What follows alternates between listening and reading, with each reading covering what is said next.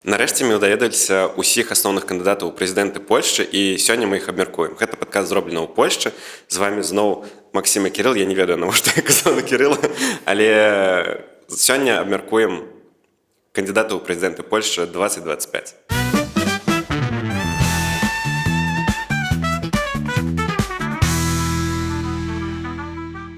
На мінулым тыдні, нарэшце, рэшт мы пазналі дзвюх галоўных кандыдатаў у прэзідэнты Польшчы. Гэта кандыдаты ад грамадзянскай кааліцыі, то бок Рафал Часкоўскі, і кандыдат ад права і справядлівасці Караль Наўроцкі. Грамадзянская кааліцыя выбрала свайго кандыдата шляхам праймерыз, якія цягнуліся прыкладна 2 тыдні, і барацьба ішла паміж Рафалам Часкоўскім і Радаславам Сікорскім. У той жа час у шэрагах права і справядлівасці выбары кандыдата адбываліся як у сапраўднай візантыйскай імперыі, то бок за высокімі сцянамі ніхто не ведаў, што адбываецца, адбываліся нейкія чуткі, патаемныя нарады, чорны дым над дахам, які ўзносіўся як над канклавам штодзённа, азначаючы, што выбар пакуль яшчэ не дакананы. І у пятніцу на мінулым тыдні ўжо пайшлі такія сур'ёзныя інсайды ад правых журналістаў, якія сведчылі пра тое, што кандыдатам будзе ўсё ж такі Караль Наўроцкі, аб чым афіцыйна было аб'яўлена ў нядзелю у Кракаве у піўной залі, дзе 10 гадоў таму Качынскі абвесціў Дуду кандыдатам у прэзідэнты. Вау, сімвалізм. Так, сімвалізм. То бок можна ўжо ставіць грошы на тое, што Караль Наўроцкі таксама выйграе. Паглядзім, так, паглядзім. Зразумелыя абставіны. Давай цяпер канкрэтна пра кандыдатаў. Кааліцыя абыватэльская, грамадзянская платформа, і кандыдатам стаў Рафал Часкоўскі. Але былі праймерыз, як ты сам сказаў. Давай крыху распавядзем, што там адбывалася. Падчас праймерыз платформа выставіла 2 кандыдатаў. Гэта Рафал Часкоўскі, то бок мэр, прэзідэнт Варшавы, і Радаслаў Сікорскі, які з'яўляецца міністрам замежных спраў Польшчы. Гэтыя праймерыз выглядалі ўвогуле сапраўды як вялікая кампанія ў амерыканскім стылі. Яна была вострай, не абышлося без нейкіх там нават атакаў з боку асноўных кандыдатаў. Усё было даволі джентльменскім, скажем так. Згодна. З усёй павагай і без жадання ўвогуле знішчыць сваю ўласную партыю, скажем так. Бо сапраўды Дональд Туск, ён увесь час, ён чуваў над гэтым, ён дакладна сачыў за гэтым. І чакаў на той момант, дзе, магчыма, спатрэбіцца ягоная інтэрвенцыя.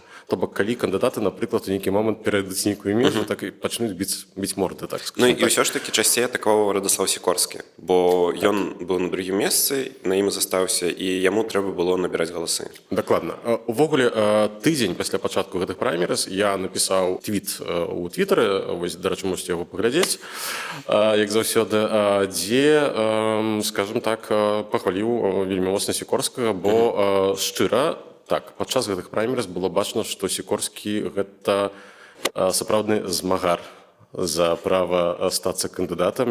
Яму залежала на гэтым, і ён паказаў, што ён мае шмат сіл, энергіі і ўвогуле ідэй. У той жа час Рафал Часкоўскі, ён, канечне, не тое, каб сядзеў і нічога не рабіў, але паводзіў сябе больш спакойна.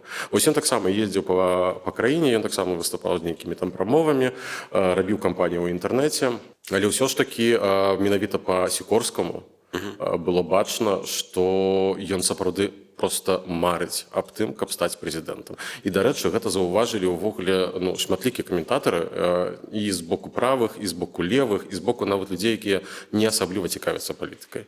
Урэшце рэшт, рэзультаты праймерыз былі такія, што 75% здабыў Рафал Часкоўскі. Увогуле, дарэчы, у гэтым месцы варта пазначыць, што была пэўная небяспека для грамадзянскай платформы, бо калі б, напрыклад, Рафал Часкоўскі перамог з вынікам 52-48, то гэта б азначала, што у яго недастаткова моцны мандат, каб выйсці на арэну, дзе ён будзе змагацца з кандыдатам права і справядлівасці. Але ў яго ўсё добра. Але ў яго ўсё добра, так. 75% гэта, сапраўды вельмі добры вынік. Сказаць, што я яго не спадзяваўся, канечне, спадзяваўся. Вось. Канечне, Сікорскі мне вельмі моцна заімпанаваў, але наконт Часкоўскага, скажем так, даўно ўсё было вядома. Цяпер абмяркуем піс? Што там адбылося? Як увогуле так атрымалася, што ў ПіСа быццам бы няма свайго кандыдата? Яны толькі падтрымалі грамадзянскага кандыдата. Што там адбылося? Ты вельмі добра заўважыў. ПіС робіць усё магчымае, каб паказаць, што гэты кандыдат не іх. А падчас канвенцыі, якая адбывалася ў нядзелю ў Кракаве, не было ніводнага шыльду права і справядлівасці. Былі польскія сцягі, быў вялікі партрэт караля Наўроцкага і пісоўскія палітыкі. Так атрымалася. І нават быў такі выпадак, адзін з дэпутатаў права і справядлівасці выпадкова так твітнуў: у праве і справядлівасці ёсць такая рэч, якая называецца «Пшеказ дня». Цэнтральны камітэт партыі усім публічным асобам права і справядлівасці штодзённа раніцай высылае вось такую, па-польску кажуць, шчонга. То бок такі кароткі тэкст, дзе кажуць ім, як сябе сёння паводзіць, што адказваць на канкрэтныя пытанні і ўвогуле што рабіць. Дарэчы, гэта вельмі файная фішка з палітычнага пункту гледжання, так? Але вось гэты дэпутат, ён проста выпадкова гэта рэтвітнуў, і там было напісана, што падкрэслена: кажам паўсюль і ўсім, што гэта грамадзянскі кандыдат, што гэта грамадзянская канвенцыя, ніякая не партыйная, а мы тут усе проста сабраліся выпадкова. Ось я, дарэчы, бачыў некалькі відэа, дзе журналісты розных СМІ стаялі перад уваходам у гэтую піўную залю, лавілі пісоўскіх кандыдатаў і спрашивалі, так вы ідзеце на грамадзянскую канвенцыю, так? І яны проста аднеківаліся, што увогуле нічога супольнага з правай і справядлівасцю тут няма.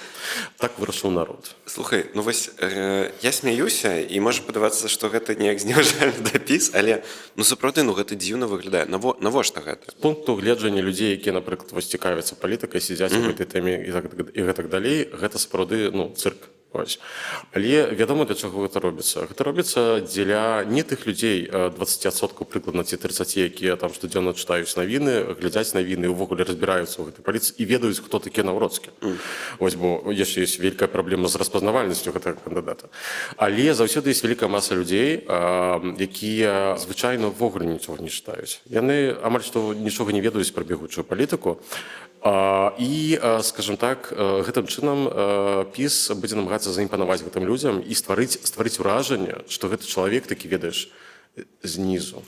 Яго намінаваў глыбінны народ. Ну, а як стварыць такое ўражанне? Усе медыа пішуць, што гэта кандыдат ад ПіС, гэта кандыдат ад ПіС. Тут вельмі добрае пытанне, ці ў іх атрымаецца пераканаць, прынамсі, нейкую частку людзей. Варта памятаць, што гаворка ідзе пра тое, каб пераманіць, звабіць на свой бок, дасловна, 3-4% людзей. Бо вось такі адсотак прыкладна вырашыць усё ў другім туры. Давай тады падрабязней пра Караля Наўроцкага, бо хто гэта ўвогуле такі? Бо я шмат чытаў у Твіттэры, што і нам нават у каментарах пісалі, што ўвогуле незразумела, хто гэта за чалавек. Все, што я пра яго ведаю, гэта тое, што ён прэзідэнт інстытута памяці народовай. Прэзес. Што гэта за інстытут, што гэта за чалавек увогуле, бо я чытаў нейкія яго сувязі з бандытамі нейкімі. Мы ўжо аднойчы размаўлялі так коротка пра яго. Ён вельмі малады чалавек, яму 41 год. Так. І ён паходзіць з Гданьску. Ён гісторык па сваёй адукацыі і апошнія некалькі гадоў ён шэф інстытуту памяці народовай. Это вось той інстытут, які займаецца даследаваннем злачынстваў супраць польскага народу з боку камуністычнай улады, з боку нацысцкіх акупантаў і, карацей, увогуле іншымі справамі з гэтым звязанымі. Ён не палітык. І, дарэчы, ён беспартыйны. Ён ніколі не быў членам партыі права і справядлівасці. Але я бачу, што яго сын вылучаўся ад ПіСа на мясцовыя выбары. Так. Але ён не настолькі цесна звязаны. І, дарэчы, гэта таксама падкрэсліваюць. Я вось, калі ў апошнія дні бачыў некалькі прэс-канферэнцый з Карлем Наўроцкім, то паўсюль яны падкрэслівалі: я беспартыйны кандыдат, я абыватэльскі кандыдат, беспартыйны, галасуйце, ласка, за мяне, я такі вось інасэнт. Окей, ён не палітык. Не палітык. Ён вось такі грамадзянскі чалавек. Настолькі грамадзянскі, што нават Анджэй Дуда не адразу узгадаў яго імя. Дарэчы, так, гэта была смешная сітуацыя, калі Анджэй Дуда вось проста не мог узгадаць, як завуць яго магчымага наступцу. Мы быццам бы шмат ведаем пра Рафала Часкоўскага, пра Сікорскага, пра Шымангалоўню, пра Мэнцэна. Але што мы ведаем пра Наўроцкага? яго амаль ніхто ў Польшчы не ведае. Вось ягоная распазнавальнасць на дадзены момант гэта недзе там на каля 30% людзей, якія могуць сказаць, хто гэта ўвогуле такі. І гэта амаль што проста выбаршчыкі права і справядлівасці. Вось, але самімі выбаршчыкамі права і справядлівасці немагчыма перамагчы ў прэзідэнцкіх выбарах. Вось, памятаем так, што трэба згарнуць яшчэ вялікі кавалак цэнтра. Досведу ў яго у палітыцы няма таксама амаль што ніякага. Ось адзіны досвед у нейкай такой, скажем так, больш, гэта нават больш не палітычная, а такая грамадская дзейнасць. Ён быў прэзэсам рады раёна у адным з гарадоў. Так? То бок, вось, ну, досвед невялікі, скажем так. Дарэчы, падчас першай прамовы, з якой ён выступіў на грамадзянскай канвенцыі у Кракаве, першае, на што я звярнуў увагу, ён усё чытаў з паперы. Jestem gotowy, bo całe życie jestem z wami. Jestem obok was. Znam Polaków i rozumiem wasze potrzeby. Было такое ўражанне, ведаеш, што ён упершыню бачыць гэты тэкст. Гэта па-першае. Ось, гэта вялікі факап і вялікі проста, ну, вялікая памылка, сапраўды вялікая. Першае ўражанне вельмі кепскае было. Па-другое, было бачна, што ён губляецца. Ось. Па-трэцяе, было бачна, што калі ён казаў пра вось такія сферы, як, напрыклад, там бяспека, эканоміка, што ён увогуле не ведае, пра што ён кажа. Ось. То бок чалавек выйшаў непрыгатаваны. І, на маю думку, ну, гэта выглядае трохі як дыверсія. Ось. Што нехта там намовіў Ярослава Качынскага, так, што вось давай вылучым Наўроцкага, і ўсё робіцца дзеля таго, каб Наўроцкага затапіць. Вось, дарэчы, ёсць нават канспіралагічная тэорыя сярод журналістаў і палітычных каментатараў, якую я ўжо чуў і бачыў, што быццам бы людзі Матэуша Маравецкага вельмі часта хадзілі да Ярослава Качынскага, ось, казалі, што вось трэба вылучыць Караля Наўроцкага, і ўсё робіцца дзеля таго, каб Караль Наўроцкі праз 2 месяцы ад вылучэння паказаў такія дрэнныя вынікі ў даследаваннях, каб замяніць яго на, напрыклад, Матэуша Маравецкага. Такая глыбокая канспіралогія. Я таксама глядзеў, як ён размаўляў з журналістамі, яны яго там дзесьці злавілі перад прэс-канферэнцыяй і таксама запытвалі яго пытанні там пра бяспеку, пра пытанні аборту і гэтак далей, і ён таксама нічога не мог адказаць. Все, што ён адказваў, гэта, ну, у нас будзе нейкая праграма, там я пра гэта скажу пазней, я пра гэта скажу пазней, і ён увогуле ні на што не адказваў. І я проста не магу нават зразумець такую непадрыхтаванасць, ну, тыпу, гэта ж кандыдат у прэзідэнта. Ну, як? Вельмі цікавай была рэакцыя Ярослава Качынскага. Вось калі я глядзеў гэту канвенцыю ў Кракаве, то па твары Ярослава Качынскага было бачна, што ён, ну, проста неверагодна задаволены. Сур'ёзна. Думаю, мы зараз нават тут уставім кароткае відэа, каб нашы гледачы таксама маглі паглядзець.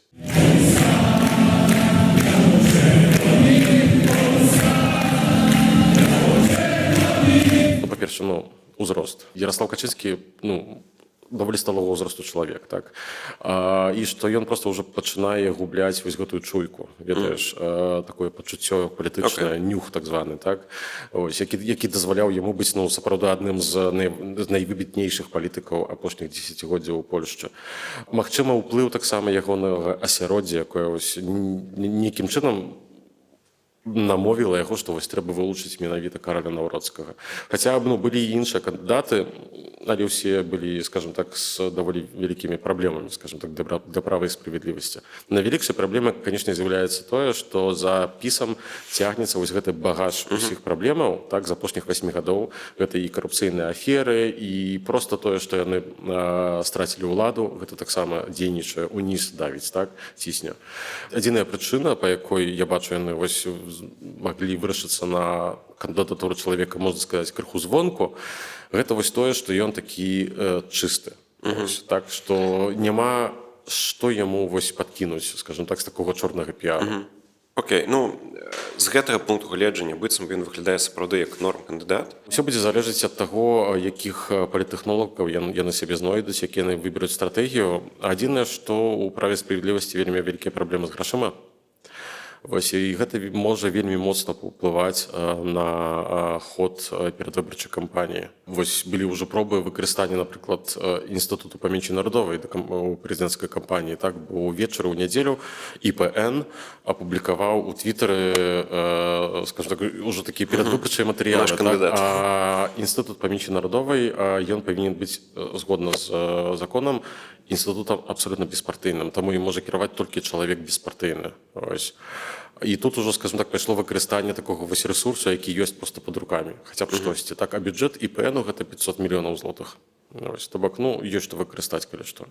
Як увогуле рэгламентуецца, як можа вось працаваць Караль Навроцкі, калі ён кандыдат, ну вот уже палітычная дзейнасць, і тое, што ён вось прэзас грамадзянскай арганізацыі. Той жа Рафал, ён быццам бы прэзідэнт Варшавы і таксама кандыдат. Як гэта рэгламентуецца? Увогуле яны не могуць у працоўны час гэта рабіць. Ось. То бок, я бачу тлумачэнне права і справядлівасці, прабачце, грамадзянскага камітэту, бо там жа няма права і справядлівасці. Яны тлумачылі, што Караль Навроцкі раніцай выконвае абавязкі кандыдата, а пасля абеда ён вяртаецца да сваіх службовых абавязкаў. Прыкладам тое ж самае мы можам пабачыць і з боку Рафала Часкоўскага ў дадзены момант. Наогул, добрым абычаем, так званым, так, з'яўляецца тое, каб узяць бясплатны отпуск. Просто. Вось на час кампаніі, не атрымоўваеш грошай за працу, твоя пасада за табой захоўваецца да моманту вырашэння сітуацыі з выбарамі, так, і ты можаш свабодна і спакойна весці сваю кампанію. Зараз мы з табой параўнуем кандыдатаў. Пакуль што можаце паставіць відэа на паўзу, паставіць нам лайк, напісаць каментар, ці нават заданаціць нам на Buy Me a Coffee. Мы будзем вельмі ўдзячныя за вашу падтрымку. Давай зараз параўнаем кандыдатаў. Ёсць незалежны кандыдат Караль Навроцкі, ёсць кандыдат ад платформы абывательскай Рафал Часкоўскі. І з таго, што я пра іх ведаю, мне падаецца, што вось Рафал выйграе проста ў адну калітку. Канечне, ты маеш права на такое ўражанне, але я заўсёды буду нагадваць нашым гледачам і гледачкам пра цяжарную манашку. Ось, бо мы ўсе памятаем, што з Браніславам Камароўскім была вельмі падобная сітуацыя, так, і ён таксама меў выйграць у адну калітку і здабыць 60% ў першым туры. Так, ну, скончылася ўсё так, як скончылася. Рафал Часкоўскі, ён таксама ж перад тым, як стаць прэзідэнтам Варшавы, ён ужо меў даволі вялікі досвед палітычны. Ён удзельнічаў у некалькіх кампаніях, вось, у сэнсе кампаніі, напрыклад, у Еўрапарламент, ён быў еўрадэпутатам ад грамадзянскай кааліцыі, ад платформы ў той час яшчэ. Ён быў міністрам цыфрызацыі ў свой час у першым урадзе Дональда Туска, яшчэ там вось у папярэдніх кадэнцыях 10 гадоў таму. І ён быў нейкі час віцэ-міністрам замежных спраў па пытаннях еўрапейскіх. Ось, то бок ён дасведчаны чалавек, ось, у розных ужо сферах. Ён валодае 5 мовамі. Ось.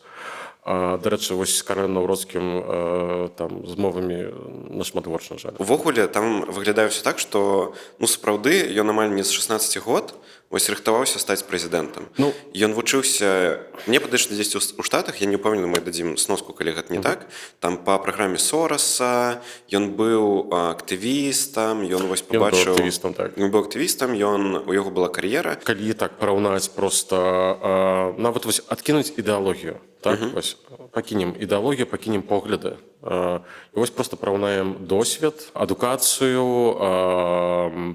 палітычны досвед таксама вельмі важна, так, удзел у папярэдніх кампаніях, бо трэба памятаць, што Часкоўскі мае за сабой 3 персанальныя кампаніі. Гэта 2 кампаніі на прэзідэнта Варшавы, дзе ён перамог, і адна кампанія на прэзідэнта Польшчы, дзе, ну, скажем так, усё вырашылася невялікай колькасцю галасоў. Ёсць адна вялікая праблема. Рафал Часкоўскі стартуе з высокай базы. Ось, то бок ён у дадзены момант на топе. Ён фаварыт. Ён фаварыт, і калі ты ўжо фаварыт, табе цяжка гэта ўтрымаць. Да выбараў 6 месяцаў. Ось, то бок канкурэнты твои апаненты будуць сачыць за табой настолькі бачна, настолькі уважна, што вось кожная твоя нават найбольш невялікая памылка, ось, яна можа табе каштаваць прэзідэнцтва. Ну, слухай, выглядае так, што Рафал Часкоўскі нейкі ідэальны чалавек. Але ну так не бывае. Ну, не Якія ў яго мінусы могуць быць ось у параўнанні з Навроцкім ці проста Мінусы як будучага прэзідэнта ці мінусы як кандыдата? як кандыдата? Як кандыдата. З боку Рафала Часкоўскага я спадзяюся, што могуць быць моманты з нерашучасцю. Ягоны штаб і ён сам могуць баяцца страціць гэтую горку галасоў, якая ўжо ёсць на дадзены момант, і можам сабе проста уявіць нейкую сітуацыю, калі яго забросяць да сябе ў студыю нейкія не вельмі прыхіленыя журналісты. Канал «Зэра». Напрыклад, канал «Зэра», ці, напрыклад, тэлевізія «Рэпубліка», ці нешта яшчэ. І тут будзе дылема. Ці пайсці ўдзельнічаць, але трэба быць просто неверагодна добра прыгатаваным. Так? Дарэчы, мы бачылі прыклад з Камалай Харрыс у Fox News перад выбарамі ў США, дзе не вельмі добра ўсё атрымалася. Будзе вялікае пытанне, ці яны вырашацца на гэта, ці яны пойдуць, бо калі не пойдуць, гэта будзе азнакай, вядома, што пабаяліся, і гэта падзейнічае на мінус, і вельмі моцна можа падзейнічаць. З іншага боку, Караль Навроцкі здабываць новыя галасы ў гэтым сэнсе крыху лягчэй. Крыху прасцей. Цябе не ведаюць, і табе трэба, па-першае, кіравацца даследаваннямі, бо мы памятаем, што палітыкі і палітычныя партыі робяць глыбокія даследавання. Добрыя палітыкі кажуць не тое, што думаюць, а тое, што хочуць пачуць выбаршчыкі, якія выпавядаліся ў даследаваннях. Але з Навроцкім іншая праблема. Ён проста на дадзены момант абсалютна не прыгатаваны. Вось гэта бачна. І насамрэч, ведаеш, прыгатаваць кандыдата гэта не так проста. Не так проста, але і не так складана. Вось, калі яны ўжо ведалі там нейкі час, што будзе кандыдатам Навроцкі, то хаця б тыдзень пасядзець з нейкімі добрымі політэхнолагамі, па-першае, навучыць чалавека размаўляць, навучыць чалавека прамовы. 10 хвілін прамовы, сур'ёзна. Это не так складана. Анджэй Дуда вельмі добры аратар. Я заўсёды гэта падкрэсліваў і буду падкрэсліваць. І заўсёды падкрэсліваў, што Часкоўскі вельмі, не вельмі, але проста не зусім добры аратар. У яго ёсць некаторыя словы паразіты, якія ён вельмі часта выпавядае, напрыклад, слухаючага. Калі паслухаеце ягоныя прамовы, то там кожнае 10-е слово. Але у Піса атрымалася знайсці яшчэ горшага аратара. І таму, скажем так, на дадзены момант усё нібыта выглядае так, як кажуць там некаторыя каментатары, што Піс проста здаў выбары. Так? Але я гэта не веру, я веру ў то, што Піс умее кусацца і што яны дакладна умеюць сабрацца і пачаць біць.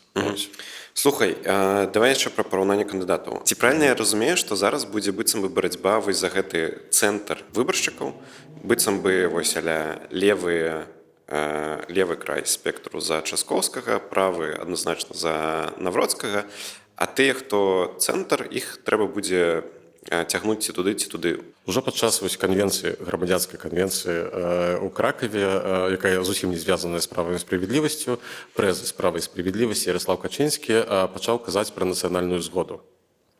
На гэта звярнулі ўвагу ўвогуле ўсе, здаецца мне, каментатары, увогуле пачуць з вуснаў Яраслава Качынскага пра тое, што ён хоча скончыць польска-польскую вайну. Гэта так, ведаеш, просто Нобеля трэба даваць за прэмію міру адразу. Дарэчы, тое самае можна чуць адразу і з боку грамадзянскай платформы. Тое, што мы пабачым у найбліжэйшы час, гэта па-першае, што Часкоўскі будзе хаваць сваю левацкасць. Ён па поглядах чалавек моцна левых поглядаў. Сапраўды, моцна левых. Я чуў гэта ад розных журналістаў, якія ведаюць яго так, даволі блізка, скажем так. Канечне, Піс будзе намагацца са свайго боку гэта выцягнуць. Дарэчы, я з нецярплівасці буду чакаць проста першых дэбатаў, якія адбудуцца, канечне, яшчэ праз некалькі месяцаў толькі. Але гэта будзе шанец паказаць, пабачыць гэтых кандыдатаў па-за стрэфай зонай камфорту. У той жа бок Піс таксама будзе казаць пра нацыянальную згоду, про тое, што мы ідзем у цэнтр, што будзе лагодзіць увогуле свой наратыў, з якім яны звычайна выходзяць. Я кажу левыя і правыя, я не ўпэўнены, што я ўвогуле на 100% разумею, што менавіта гэта азначае. Зрабіць выпуск пра Што такое ў Польшчы левыя і што такое правыя погляды? Дарэчы, ведаеш, гэта вельмі цікавая ідэя, бо у кожнай краіне гэта азначае зусім іншыя рэчы.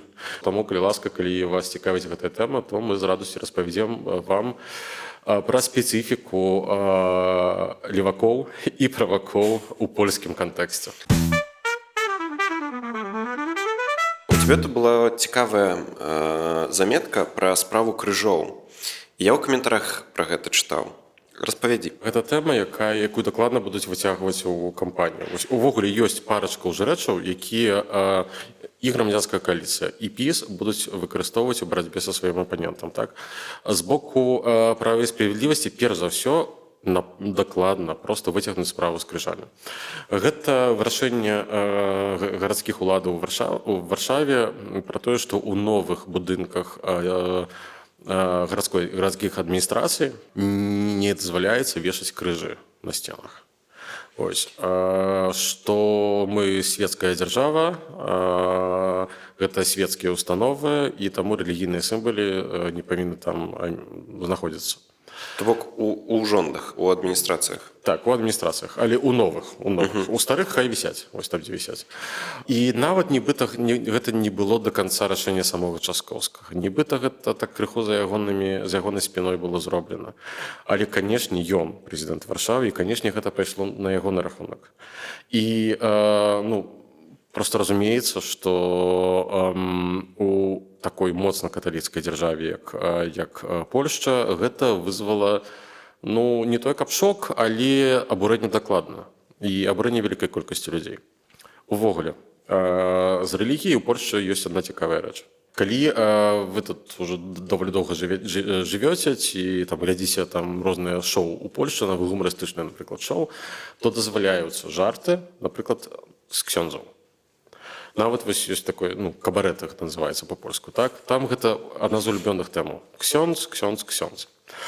Пра гэта жартаваць можна. Атакаваць менавіта касцёл як інстытуцыю на ніжэйшым узроўні. Як вось ксёндз, магчыма, біскуп, так? Гэта можна. Але справы веры гэта проста вось тэма табу. І лепш яе не кранацца. І некаторыя каментатары пазначалі, што вось гэтая справа з крыжамі, яна можа згуляць злы жарт проста вось падчас галасавання, асабліва ў другім туры. Паглядзім, што ўвогуле на гэта будзе адказваць сам Рафал Часкоўскі, так? А, дарэчы, з боку права і справядлівасці таксама ёсць іншая тэма. Гэта ягоныя сябры. Сябры Караля Навроцкага. Так, мы ўжо некалі размаўлялі, што ён вельмі вялікі аматар боксу. Ось ён гэтым займаецца ўсё жыццё. Сярод ягоных спарных партнёраў, сярод ягоных сяброў ёсць людзі з, скажам так, цікавай... Не ідэальнай рэпутацыяй. З неідэальнай рэпутацыяй, з цікавым мінулым. Ёсць нават фотаздымкі з рознымі людзьмі. Таму я проста ўпэўнены, што гэта таксама будзе выкарыстоўвацца, напрыклад, грамадзянскай платформай у сваю чаргу. Далей паразмаўляем пра тое, якой будзе гэтая кампанія, пра што будуць асноўныя тэмы, а пакуль што таксама, калі вы яшчэ не паставілі лайк, схадзіце і паставце, калі ласка. І падпішыце нас, бо новыя выпускі кожную сераду выходзяць, калі паставіць калакольчык, белс, не ведаю, як будзе па-беларуску, можете напісаць у каментары. Вось, падпішыцеся, і вам будзе прыходзіць напаміналка пра кожны новы выпуск. Я чытаў такі артыкул на Выборчай, што быццам бы палякаў і полек менш цікавяць пытанні геапалітыкі, а больш цікавяць пытанні коштаў, вось тое, з чым яны сутыкаюцца кожны дзень. Пра гэта, дарэчы, казалі і пра Амерыку. Так. І што тут для мяне дзіўна, Сікорскі рабіў стаўку, мне падаецца, менавіта на геапалітыку, на бяспеку. І гэта было праз усю яго кампанію. Часы змяніліся, трэба думаць пра бяспеку. Вось як гэта карэлюе з запросамі грамадзянскай думкі? Ты будзеш здзіўлены, але з апытанняў грамадскай думкі вынікае, што менавіта бяспека будзе першым. 53% людзей сказалі, што бяспека для іх на першае месца. І бяспека проста на першае месца ўвогуле ў ранкінгу тэмаў, якія будуць для людзей найважнейшыя. Ось, Але, скажем так, бяспека у нашай сітуацыі польскай, ну, вядома, адкуль гэта бярэцца. Так, у нас ўсё ж такі вялікая вайна за ўсходняй мяжой, праблема на мяжы з мігрантамі, і таму гэтае пытанне будзе проста дамінаваць. Дарэчы, што цікава, ні Рафал Часкоўскі, ні Кароль Навроцкі не маюць вялікага досведу ў гэтым пытанні. Але вось калі мы паглядзім далей, то мы бачым, што людзей будуць цікавіць перадусім пытанні аховы здароўя, бо мы ўсе ведаем, што з аховай здароўя ў Польшчы вялікія праблемы. Вось, вялікія праблемы, і ні адзін урад, ні адзін прэзідэнт дагэтуль не прыдумаў нейкай ідэі, нейкай панацэі, каб вось гэтае пытанне вырашыць. Вось. Далей ідуць эканомія і гаспадарка, адукацыя, міграцыйнае пытанне і вяртанне праважоннасці. Каб все было по закону. Каб адмяніць пісоўскі рэжым часам не да закону, скажем так. Давай тады падрабязней, што нашыя кандыдаты, вось ты ўжо сказал пра беспечэнства, што ў пытаннях бяспекі ні Рафал, ні Кароль не вельмі дасведчаныя людзі. Але, ну слухай, на гэта ёсць кіраўнік МЗС. У выпадку з прэзідэнтам гэта будзе не кіраўнік МЗС, пры прэзідэнце дзейнічае Рада бяспечэнства народавага. То бок Савет бяспекі, дзе, скажем так, засядаюць таксама і эксперты, звычайна там нейкія вайсковыя людзі, ваенныя, так? Яцек Сівера ў дадзены момант з'яўляецца сакратарам Рады бяспечэнства народавага пры прэзідэнце. Таму, скажем так, канечне, ўсе вырашаюць дарацца. Трэба мець проста адпаведных, добрых дарасаў, менавіта экспертаў, не палітыкаў. Але, ну, звычайна прэзідэнты запрашаюць менавіта экспертаў. І Дуда таксама так зрабіў, і прэзідэнты перад ім таксама рабілі тое ж самае. Окей, што ў іншых пытаннях, акрамя бяспекі? Вось тут, дарэчы, так, варта ўзгадаць, што Польшча не прэзідэнцкая рэспубліка. Калі мы перайдзем да іншых пытанняў, то бок ахова здароўя, адукацыя, то, ну, прабачце, але што прэзідэнт можа зрабіць у гэтай галіне? У яго няма, у польскага прэзідэнта ў гэтых сферах няма амаль што ніякіх рычагоў. Ён можа, канешне, уносіць законапраекты. Ён можа нешта не падпісаць, напрыклад. Ён можа нешта не падпісаць, канешне. Гэта ўсё важна. Але ўсё ж такі ягоны ўплыў на гэтыя сферы, ну, проста мінімальны. Ну, сапраўды мінімальны. Прэзідэнцкая кампанія парадаксальна найбольш папулярная заўсёды ў Польшчы. Хаця прэзідэнт вырашае нашмат менш, Я хачу спытаць, навошта мы ўвогуле тут сабраліся, калі прэзідэнт нічога не вырашае і гэта абмяркоўвае? Прабач, я ніколі не сказаў, што нічога не вырашае. Ён вырашае нашмат менш, чым урад. І насамрэч выбары ў Сейм, яны менавіта найважнейшыя, бо цэнтр сілы ён знаходзіцца ў Сейме. У прэзідэнцкім палацы гэта так, прыбудоўка, скажем так, да Сейму.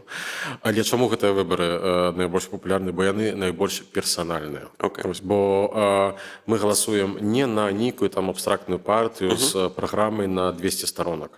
Насамрэч, гэтыя праграмы амаль што ніхто не чытае.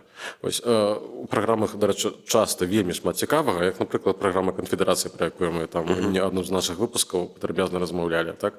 Але колькі адсоткаў людзей я прачытала? Ну, можа, 5. Ну, я ставлю на 5. У праграме 100 крокаў на першы студэнт таксама шмат цікавага. Але мы пра гэта яшчэ паразмаўляем. Мы пра гэта так яшчэ паразмаўляем, і там ёсць пра што паразмаўляць, скажем так. Але у гэтых выбарах мы галасуем перадусім на твар.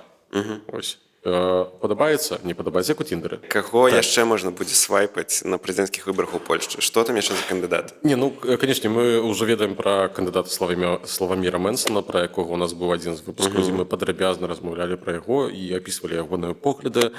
Канешне, варта памятаць пра Шымона Галоўня, які, вы будзеце смяяцца, ён таксама незалежны кандыдат. Лідар партыі, увага, Польшча 2050 Шымона Галоўня, так гучыць назва партыі, незалежны кандыдат у прэзідэнта. Ну, але гэта таксама, скажем так, палітычная гульня, палітычны маркетынг таксама. Каб падкрэсліць, што ён не з тымі, не з усімі, ён будзе такім кандыдатам усіх палякаў. Калі мы размаўлялі ў адным з нашых выпускаў пра Шымона Галоўня, мы таксама падкрэслівалі, што ён шукае сваё месца на палітычнай сцэне недзе па цэнтру. Ён хацеў бы стаць такім цэнтровым палітыкам папулярным. І, дарэчы, ягоныя погляды, ён хадэк, то бок хрысціянскі дэмакрат па сваіх поглядах, такі тыповы хадэк. То ягоныя погляды падыходзяць якраз да гэтай ролі. Толькі адзінае, што мы жывем у часы, калі грамадства проста настолькі палярызаванае, што вельмі цяжка цэнтровым палітыкам, бо цэнтр просто размываецца і паволі знікае. Ну, канешне, мы яшчэ чакаем на абвешчанне кандыдата ад левых. Ідзе гаворка пра тое, што магчыма гэта будзе Дземеновіч Бонг, і гэта адна з міністарак ва ўрадзе Дональда Туска, якая прадстаўляе якраз левых. Ёсць яшчэ Марак Якубік, гэта адзін з такіх менш значных ультраправых і праз некаторых каментатараў называем таксама фрыкавым крыху кандыдатам. Ён ужо абвесціў пра тое, што будзе стартаваць. Мы таксама можам чакаць Януша Корвіна-Мікке. Вось гэта таксама вечны кандыдат у прэзідэнты. Ну і яшчэ, я думаю, прынамсі там ад 3 до 5 чалавек. Вось. Агулам сярод некаторых каментатараў журналістаў існуе такое паняцце як планктон. Вось, планктон на прэзідэнцкіх выбарах. І я думаю, што мы, калі ўжо будуць вядомы абсолютно ўсе кандыдаты зарэгістраваныя, то адным з выпускаў мы зробім вось прынамсі частку выпуску. Менавіта вось абзор прэзідэнцкага планктону, скажем так. Дарэчы, калі вам гэта будзе цікава, то можаце напісаць у каментарах, тады у нас будзе больш матывацыі, каб зрабіць такі выпуск. Подписывайтесь на наш подкаст, ставьте подобайки, падтрымлівайце нас на Баймі і кофе і да сустрэчы ў наступным выпуску. А калі вам асабліва падабаецца тое, што мы робім, то, калі ласка, не забывайце падтрымліваць нас на сервісе Баймі і кофе. Дзякую вам. Што ў гэтым кантэксце... Ладно, я задаю пытанне, не ведаю, пра што я хочу спытаць. Яшчэ не... Слухай, я просто так сяджу і бачу, што у вачах Макса пустка. Ввогуле яго... Вот это вот вырежем. Это у меня уже судорога пошла по ноге. Так нормально, пробачьте.